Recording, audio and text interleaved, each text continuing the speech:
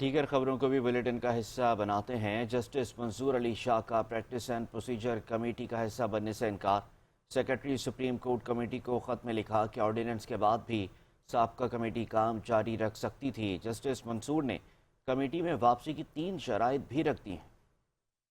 Justice منصور علی شاہ نے نئے ordinance کی آئینی حیثیت پر سوال اٹھا دیے۔ خط میں کہا، آرڈیننس کمیٹی کی تشکیل نو لازمی قرار نہیں دیتا۔ جب تک کمیٹی کو اصل حالت میں بحال نہیں کیا جاتا، میں نہیں بیٹھ سکتا۔ آرڈیننس کے چند گھنٹے بعد ہی کمیٹی کی تشکیل نو کر دی گئی۔ جسٹس منیب اختر کو کمیٹی سے ہٹانے کی کوئی وجہ بھی نہیں بتائی گئی۔ یہ نہیں بتایا گیا کہ جسٹس منیب کے بعد والے سینئر جج کو بھی کیوں نظر انداز کیا گیا۔ کمیٹی میں واپسی کے لیے 3 شرائط عائد۔ جسٹس منصور علی شاہ نے خط میں کہا کہ جب تک فل کورٹ اس آرڈیننس کی آئینی حیثیت کا جائزہ نہیں لیتی، کمیٹی میں نہیں بیٹھوں گا۔ جب تک فل کورٹ آرڈیننس کے ذریعے ترامیم پر عمل درآمد کا فیصلہ نہیں کرتی اور جب تک چیف جسٹس سابقہ کمیٹی بحال کر کے جسٹس منیب اختر کو شامل نہیں کرتے، کمیٹی میں نہیں بیٹھوں گا۔ جسٹس منصور علی شاہ نے مطالبہ کیا، صدارتی آرڈیننس پر فل کورٹ بینچ بنایا جائے یا انتظامی سائٹ پر فل کورٹ اجلاس بلایا جائے۔ قوانین بنانے کا اختیار سپریم کورٹ کے پاس ہے۔ اپنی مرضی کا ممبر کمیٹی میں شامل کرنا غیر جمہوری رویہ اور ون مین شو ہے۔ چیف جسٹس کی ذات میں